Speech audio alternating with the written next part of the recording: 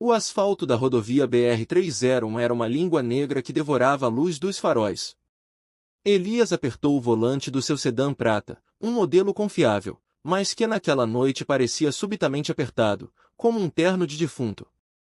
Ele estava atrasado. O relógio no painel marcava 3h14 da manhã, e a estática do rádio era o único som além do zumbido dos pneus. Foi quando ele a viu, a mancha negra. Não era um carro comum. Surgiu no retrovisor sem aviso, um vulto sem luzes, uma silhueta de aço que parecia absorver a escuridão ao redor. Elias acelerou. O ponteiro subiu para 120, 140 km/h. O perseguidor manteve a distância exata, um predador paciente. O passageiro indesejado. Elias sentiu um calafrio quando o rádio parou de chiar. Uma voz, que parecia vir de dentro das saídas de ar, sussurrou algo ininteligível. Ele olhou pelo retrovisor interno e seu coração parou. No banco de trás, onde antes havia apenas sua mala de viagem, agora sentava-se uma figura. Não tinha rosto, apenas uma massa de sombras que cheirava a gasolina queimada e terra úmida. O ser não se movia, mas Elias sentia o peso dele fazendo o carro pender levemente para a esquerda. Não pare, a voz ecoou diretamente em sua mente. Se as rodas pararem de girar, você pertence ao ferro. A geometria do meio do painel do carro começou a se comportar de maneira errática. Os números do velocímetro giravam em sentido anti-horário e o marcador de combustível mostrava que o tanque estava além do cheio, transbordando uma substância viscosa pelos pedais. Elias tentou frear, mas o pedal estava rígido como pedra. O carro agora tinha vontade própria. Ele percebeu, com horror, que a estrada não era mais a BR-301. As árvores ao lado haviam se transformado em pilares de metal retorcido, e o céu era de um vermelho pulsante. Ele calculou mentalmente a distância até o próximo posto, mas as leis da física haviam sido revogadas. Se considerarmos a velocidade e o tempo, a distância deveria ser. No entanto, o odômetro retrocedia. Ele estava voltando no tempo, ou talvez, saindo da existência. O confronto final ao carro preto emparelhou. Elias virou a cabeça e viu que não havia motorista. O interior do veículo perseguidor era composto por engrenagens expostas e carne viva. As janelas eram como olhos leitosos. O sedã de Elias começou a se transformar. O couro dos bancos grudou em sua pele. O volante parecia fundir-se aos seus dedos. Ele não estava mais dirigindo o carro, ele estava se tornando parte do mecanismo. Som. O motor agora batia como um coração humano. Cheiro. Uma mistura de óleo 5W30 e sangue fresco. A visão. A estrada à frente terminava em um abismo de sucata. Com um grito final, Elias puxou o freio de mão com toda a força que lhe restava, desafiando a ordem da sombra. O metal gritou. O carro capotou, girando violentamente no ar. O despertar no pátio. No dia seguinte, a polícia encontrou o sedã prata em um ferro velho a quilômetros de distância da rodovia. O carro estava perfeitamente preservado, sem um único arranhão. O detalhe que intrigou os peritos foi o assento do motorista. O tecido estava impregnado com uma marca humana profunda, como se alguém tivesse sido prensado ali por décadas. E, no porta-luvas, encontraram o relógio de Elias, ainda marcando 3h14, mas com os ponteiros girando freneticamente para trás. Elias nunca foi encontrado. Dizem que, em certas noites de neblina, quem viaja sozinho pela BR-301 pode ver um sedã prata vindo na contramão. Se você olhar bem, verá que o motorista tem as mãos fundidas ao volante e olhos que brilham como faróis de halogênio. Conto 3. O último abastecimento na Rota 666. A velha picape Ford F-100, um modelo de 1970, tossia e engasgava em meio à poeira do deserto. Pedro, um caminhoneiro solitário com anos de estrada nas costas, praguejava baixinho. O indicador de combustível estava perigosamente baixo, e à luz do painel, um brilho vermelho fraco, parecia zombar dele. Ele havia se desviado da Rota 40 principal em busca de um atalho, uma decisão que agora parecia ter sido a pior de sua vida. A placa enferrujada da gasolina do diabo surgiu do nada, uma miragem no crepúsculo. Era um posto de gasolina antigo, quase um esqueleto, com bombas de gasolina que pareciam esculturas fantasmagóricas e um pequeno armazém de madeira torta. Um letreiro neon quebrado piscava intermitentemente a palavra aberto, engolindo a escuridão. Pedro hesitou. O lugar exalava um ar de abandono e algo mais, algo palpável e maligno. Mas o tanque estava vazio. Ele não tinha escolha. A conveniência do pesadelo. Ao estacionar, o motor da F-100 silenciou com um gemido final. Um som perturbador, quase um murmúrio, parecia vir de dentro do armazém. A porta se abriu rangendo, revelando um homem alto e magro, com um rosto ossudo e olhos que pareciam chamas bruxuleantes. Ele vestia um macacão sujo e um boné de beisebol puído que mal escondia uma cabeleira rala e oleosa. Boa noite, viajante. A voz do homem era um rosnado seco, como folhas mortas sendo arrastadas pelo vento. Bem-vindo à gasolina do diabo. Poucos chegam até aqui. Pedro tentou engolir o nervosismo. Só preciso de um tanque cheio, amigo. E talvez uma garrafa de água. Enquanto o homem enchia o tanque, Pedro notou um detalhe peculiar. O combustível que saía da bomba era escuro, quase preto, e tinha um cheiro estranho, metálico e sulfuroso. No entanto, o medidor da bomba subia normalmente. Ao entrar na loja, a atmosfera era ainda mais opressiva. Prateleiras empoeiradas exibiam produtos antigos e irreconhecíveis. Postéres desbotados de filmes de terror dos anos 70 decoravam as paredes, com imagens distorcidas que pareciam se mover no canto do olho. O caixa era uma velha registradora mecânica, e sobre ela, uma caveira de alguma criatura desconhecida. Pedro pagou o combustível com uma nota amassada, mas o homem não fez questão de troco. Ele apenas sorriu, revelando dentes amarelados e pontiagudos. Uma cortesia da casa, viajante. Nosso combustível tem propriedades especiais. A transformação da F-100. Assim que Pedro ligou a F-100, o motor roncou com uma força que ele nunca sentirá antes. A picape parecia mais potente, mais viva. Ele acelerou, sentindo uma adrenalina percorrer suas veias. Mas a alegria durou pouco. A paisagem do deserto começou a se distorcer. As cactáceas retorcidas na beira da estrada pareciam ganhar olhos vermelhos. O céu, antes escuro, agora pulsava com um brilho avermelhado. E então, sua picape começou a mudar. O volante, antes gasto e familiar, agora parecia pulsar sob suas mãos. A buzina tocou sozinha, um som estridente e agoniante. O painel de instrumentos distorceu-se, e os medidores se transformaram em olhos arregalados que o observavam. A tinta enferrujada da carroceria começou a borbulhar, revelando veias metálicas escuras que se contorciam sob a superfície. A picape agora tinha vontade própria. Ela acelerava, ignorando os comandos de Pedro, em direção a um horizonte que se desdobrava em um abismo de escuridão. Ele tentou frear, mas o pedal estava duro. Você é meu agora, a voz do homem do posto de gasolina ecoou, não de fora, mas de dentro da própria F-100. Meu último combustível. Pedro olhou para o retrovisor. O banco de trás estava vazio, mas ele sentia um peso, uma presença sinistra. A força que impulsionava a picape era a mesma que estava devorando sua própria energia vital. Ele sentiu seu corpo enfraquecer, seus músculos se contraírem. A última rota. A F-100 dirigia-se para uma montanha rochosa que antes não estava lá, uma formação que parecia uma mandíbula de pedra aberta. Dentro dela, uma escuridão sem fim o aguardava. Pedro tentou se lembrar de um conto antigo, uma lenda de seu avô sobre um posto de gasolina amaldiçoado no deserto, onde o combustível era feito de almas perdidas e o proprietário, um demônio antigo, alimentava sua máquina infernal. Ele agarrou o painel, sentindo o metal quente e pulsante. As engrenagens da picape rangiam como ossos se quebrando.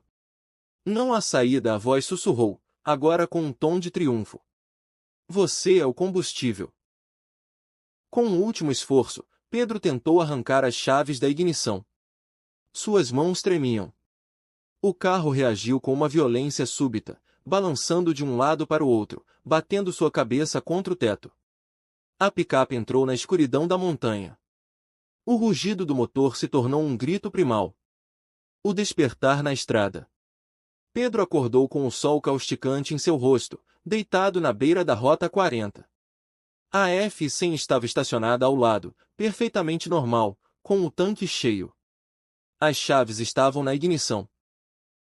Ele se levantou, confuso e dolorido. Era um dia claro, e o posto de gasolina do diabo, havia desaparecido. Não havia vestígios, apenas o deserto infinito. Ele tentou ligar o rádio para se acalmar, mas só havia estática.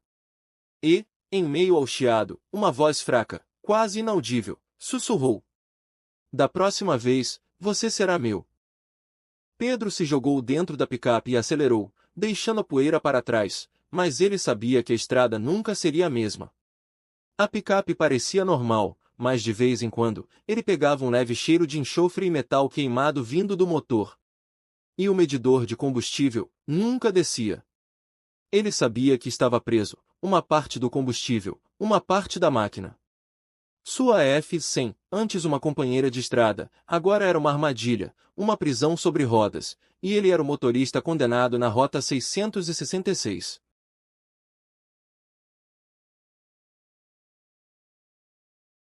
Conto 4. O eco do motor em Blackwood. Arthur era um entusiasta de carros clássicos, com um amor particular por muscle cars americanos dos anos 70. Sua mais recente aquisição, um Dodge Charger RT 1970 preto, era sua obra-prima. Ele o havia encontrado em um leilão de bens confiscados, com uma história nebulosa de um proprietário desaparecido misteriosamente na floresta de Blackwood. Para Arthur, a aura de mistério apenas adicionava charme. O carro era impecável, apesar de ter ficado parado por décadas, e o motor 440 Magnum rugia com uma ferocidade que fazia o chão tremer.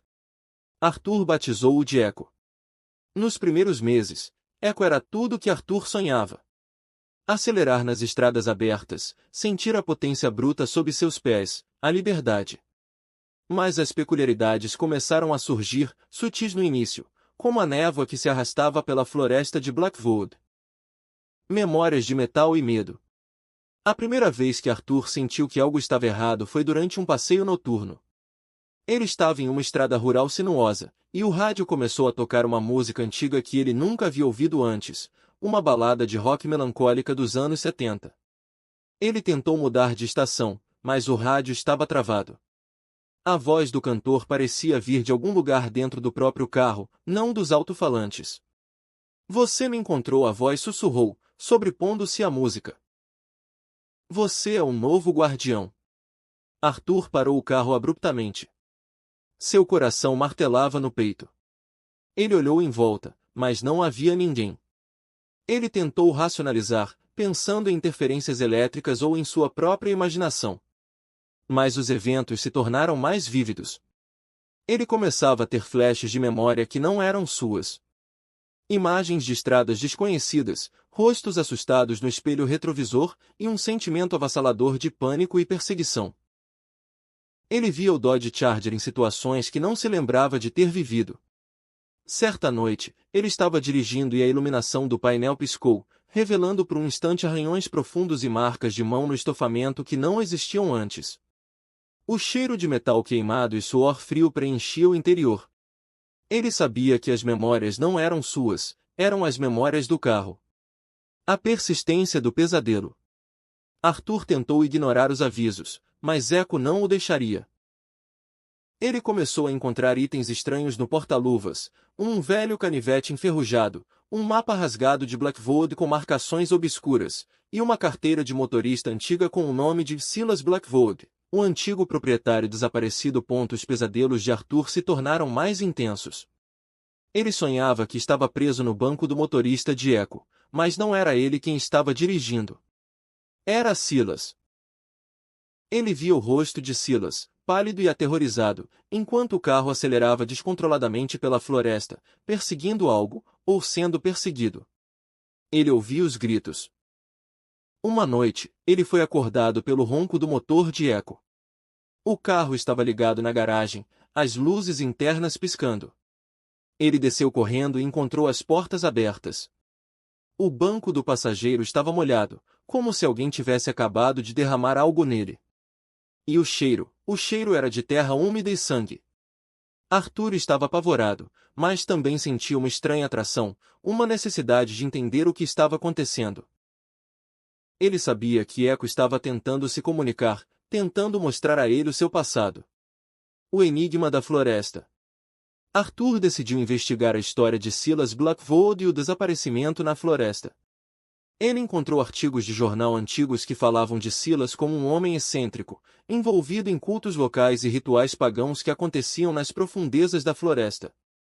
O carro de Silas foi encontrado abandonado no limite da floresta, mas o corpo nunca.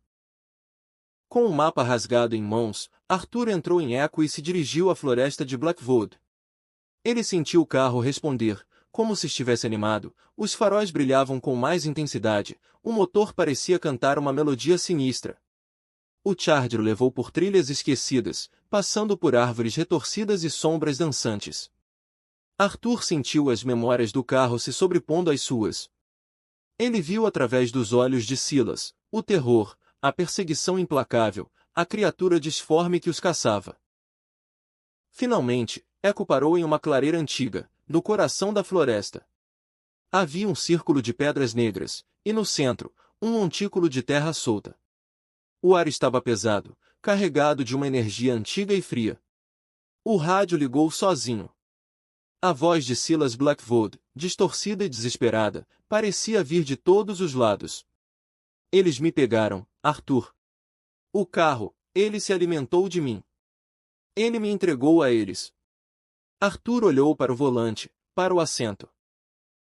Ele sabia que Silas não havia desaparecido, ele havia se tornado parte do carro.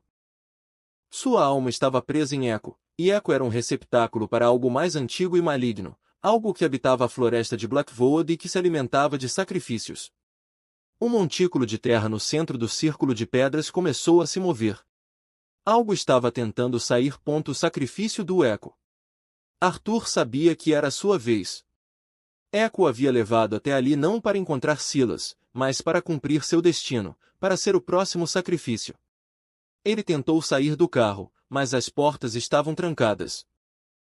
O cinto de segurança apertou-se em torno dele. O motor de Echo rugiu, não um rugido de potência, mas um grito de fome. As luzes internas piscaram furiosamente, revelando veias metálicas escuras se contorcendo nas paredes do interior do carro. Junte-se a nós, a voz de Silas sussurrou, misturada com o som do motor. Junte-se ao Echo. Arthur viu a criatura emergir do solo, uma massa informe de galhos e terra, com olhos brilhantes e famintos. Ele não podia lutar. Ele não podia escapar. Com um último ato de desespero, Arthur enfiou a mão no porta-luvas e agarrou o canivete enferrujado de Silas. Ele olhou para o painel de Echo, para os olhos brilhantes do carro, e para a criatura que se aproximava. Ele sabia que precisava destruir o recipiente. Com um grito de raiva e terror, ele apunhalou o canivete no painel do carro, bem onde a voz parecia vir. O metal gritou. Faíscas voaram. O carro estremeceu violentamente. A criatura na clareira soltou um murro de dor e recuou. O interior de Echo começou a se desfazer.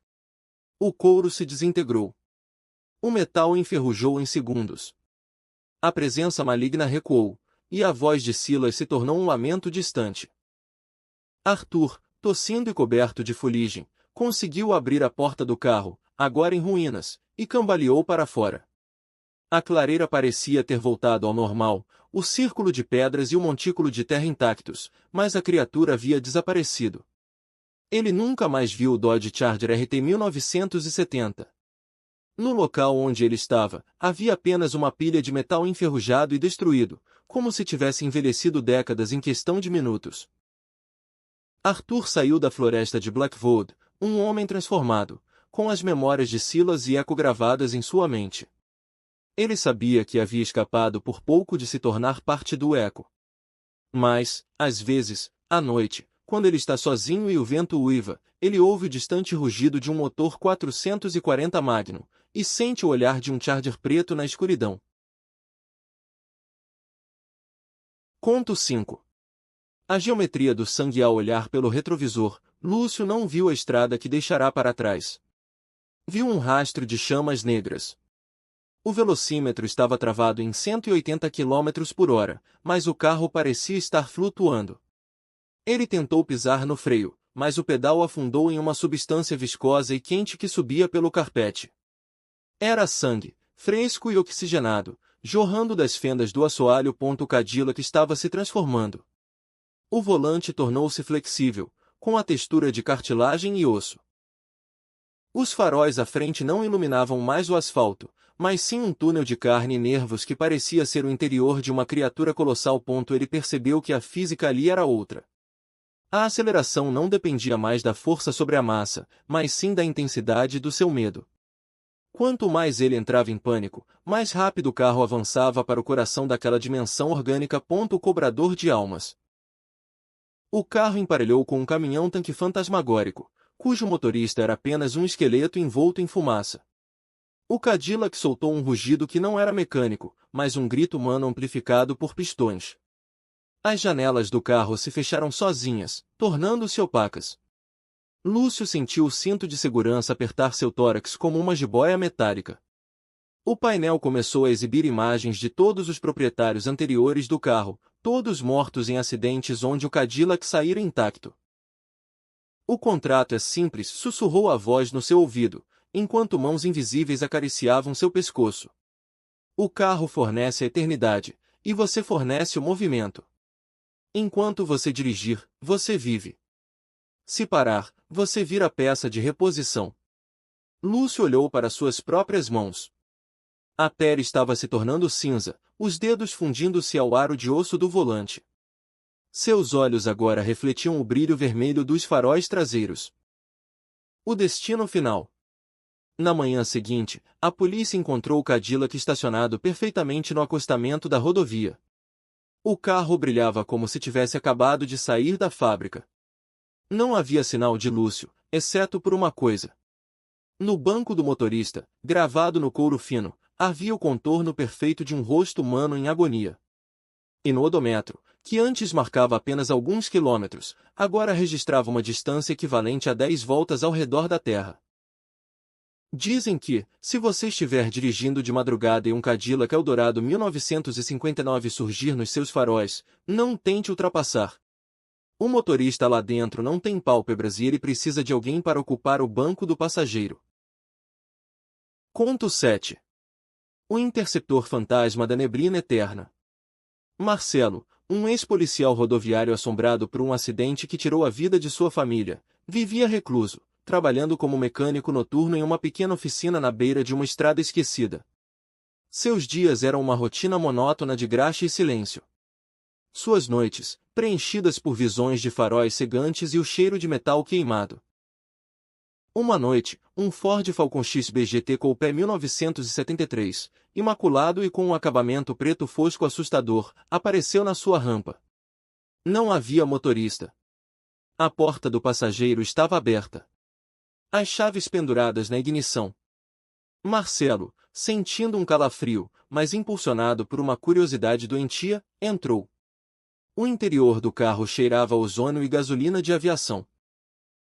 O rádio, um modelo antigo, sintonizou sozinho em um boletim de notícias de décadas atrás, relatando um acidente trágico na rodovia BR-101, envolvendo um Falcon preto e uma família inocente. Marcelo não podia ignorar a semelhança. Ele havia investigado um caso semelhante anos atrás, mas o carro nunca foi encontrado. Ele o batizou de Fantasma. O chamado da estrada perdida. O fantasma não tinha defeitos. Era perfeito. Mesmo assim, Marcelo sentia uma urgência incontrolável de dirigi-lo. Na primeira noite, ele o levou para a estrada, sentindo uma familiaridade estranha com o volante e o câmbio. A máquina respondia a cada toque, a cada pensamento, como se fosse uma extensão de seu próprio corpo. Mas o carro não o levava para onde ele queria. Ele se desviava para rotas abandonadas, para estradas que não estavam nos mapas. A cada quilômetro percorrido, a névoa se adensava, transformando a paisagem em um túnel branco e opressor. No retrovisor, Marcelo via rostos. Rostos de crianças, de mulheres, todos deformados pela dor, todos olhando para ele com olhos vazios. Ele reconheceu sua esposa e filha. Você nos encontrará, a voz feminina sussurrou do banco de trás, misturada com a estática do rádio. Você nos levará para casa. Marcelo tentou parar, mas o volante estava rígido. O acelerador, colado ao assoalho. Ele estava preso dentro de uma armadilha de aço. O fantasma não queria apenas dirigir, ele queria levá-lo para da memória do metal. O carro começou a exibir flashbacks. A tela do painel se transformava em um monitor, mostrando imagens em preto e branco de perseguições em alta velocidade, de veículos capotando, de chamas. Marcelo sentia as emoções do fantasma, a raiva, a sede de justiça, e o desespero de uma alma presa. Ele percebeu que o carro era um interceptor policial, uma máquina de patrulha. Mas não era um carro comum. Ele havia se tornado a própria encarnação da lei e da vingança, assombrado pelos que ele não conseguiu salvar e pelos que ele não conseguiu punir. O cheiro de ozônio e metal queimado tornou-se mais forte. Marcelo viu através dos olhos do fantasma, revivendo cada acidente, cada perseguição, cada vida perdida na estrada.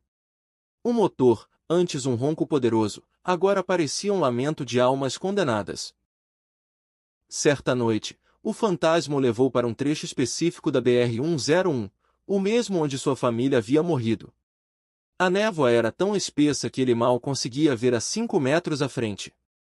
No entanto, o fantasma dirigia com precisão mortal. No meio da estrada, ele viu o carro da sua família, esmagado, em chamas. As sirenes piscavam, mas não havia policiais. Apenas o cheiro de tragédia. Eles estão aqui, a voz feminina, agora mais clara, falou. Aquele que nos tirou daqui. Ele está vindo. Destino específico. A perseguição eterna. De repente, um carro esportivo, com faróis cegantes e correndo em alta velocidade, surgiu da névoa, em direção ao carro acidentado. O mesmo carro que havia causado o acidente anos atrás, o assassino que nunca foi pego. O fantasma rugiu. Ele acelerou, não para fugir, mas para interceptar. Marcelo sentiu o volante tremer em suas mãos, como um animal de caça no encalço de sua presa. Ele tentou intervir, gritar, mas sua voz estava presa. Ele era apenas um passageiro, uma extensão da vontade do carro. O fantasma, movido por uma justiça implacável, colidiu violentamente com o carro esportivo, jogando-o para fora da estrada em um turbilhão de metal retorcido e chamas. O cheiro de metal queimado se intensificou, misturado com o grito agonizante do motorista do carro esportivo. O fantasma havia cumprido sua vingança. Mas a vitória era amarga. A névoa não se dissipou. A imagem do acidente de sua família não desapareceu. E os rostos no retrovisor ainda observavam a prisão da estrada. Marcelo percebeu que a vingança do fantasma era um ciclo interminável. Ele não o havia libertado, ele o havia levado para a sua própria prisão. O fantasma não podia parar, não podia descansar. Ele estava condenado a patrulhar as estradas, buscando os culpados, levando os inocentes para casa. Seu corpo começou a se deteriorar. A pele de Marcelo empalideceu, seus olhos se tornaram vazios e sem vida. Ele sentia o metal do carro se fundir à sua carne. Ele estava se tornando parte do fantasma, o novo motorista de uma máquina de justiça espectral. Ele parou o fantasma na beira da estrada, no local da sua antiga oficina. Não havia mais nada ali, apenas as fundações empoeiradas. A névoa o envolvia. No banco do motorista, Marcelo, agora apenas uma sombra, com os olhos vermelhos brilhando como faróis, esperava. Ele se tornou o novo guardião da estrada, o interceptor fantasma. O rádio emitiu um chiado e a voz feminina sussurrou. Nós estamos em casa, Marcelo. Para sempre. E se você estiver dirigindo por uma estrada isolada, e a névoa descer de repente, e você vir um Ford Falcon XB GT Coupé preto fosco surgir atrás de você, com os faróis piscando e um ronco de motor que parece um gemido, não tente fugir. Ele está procurando por você. E ele não vai parar até te levar para casa. A curva da meia-noite. O velho Opala 78 rangia e gemia a cada solavanco. Um companheiro enferrujado na solitária estrada vicinal. Ricardo apertava o volante, os nós dos dedos brancos, enquanto a escuridão da floresta engolia os últimos raios de um crepúsculo agonizante. Ele sabia que não deveria ter pego aquele atalho, mas o atalho prometia cortar horas de viagem. Agora parecia que cortaria bem mais do que isso. A mata era densa, as árvores retorcidas formavam uma abóbada sobre a estrada de terra. E o silêncio era tão opressor que o zumbido do motor parecia um grito. O rádio, é claro, estava mudo, apenas chiados fantasmas rompendo a estática. Ricardo sentiu um calafrio que nada tinha a ver com o ar gélido que entrava pelas frestas da janela. De repente, as luzes do painel falharam, piscando como um coração moribundo. O Opala tossiu, engasgou e, com um último suspiro metálico, morreu. Completa escuridão. O medo, que até então era apenas uma sombra, agarrou Ricardo pela garganta. Ele tentou dar partida, girando a chave repetidamente, mas o motor permaneceu em silêncio sepulcral. Foi então que ele ouviu um arrastar, leve, sutil, mas inconfundível. Vinha da floresta, do lado do passageiro. Ricardo prendeu a respiração, o suor frio escorrendo pela nuca. O som se aproximou, um raspar lento e úmido, como algo sendo arrastado sobre folhas secas. Ele tateou no banco do lado procurando sua lanterna, mas suas mãos tremiam tanto que ele mal conseguia segurar o objeto. Finalmente, com um clique trêmulo, um feixe fraco de luz cortou a escuridão. Ele hesitou, o coração batendo como um tambor no peito antes de apontar a luz para a janela. Nada. Apenas a escuridão intransponível da floresta. Ele soltou um suspiro de alívio que parecia mais um gemido. Mas então, a luz da lanterna vacilou. E bem ali, no canto do vidro do passageiro, havia uma marca. Um arranhão longo e irregular, como se unhas tivessem sido arrastadas com força sobre a sujeira da janela. Enquanto Ricardo observava, paralisado, a marca se moveu. Não se moveu. Uma nova marca, idêntica, começou a se formar bem ao lado da primeira, lenta e deliberadamente, como se algo estivesse desenhando do lado de fora. Ele gritou, um som estrangulado que se perdeu na imensidão da noite. Largou a lanterna e tentou ligar o carro novamente, girando a chave com uma fúria desesperada. O motor do Opala rugiu, engasgou, mas pegou. A buzina, presa em um espasmo de terror, começou a tocar um som estridente e contínuo. Ricardo pisou no acelerador, as rodas girando em falso na terra solta, antes de finalmente ganharem tração. O Opala disparou para frente, a buzina tocando sem parar, enquanto Ricardo, sem ousar olhar para trás, sentia os arranhões se multiplicarem no vidro do passageiro, cada um deles uma promessa fria da escuridão que ele havia deixado para trás na curva da meia-noite.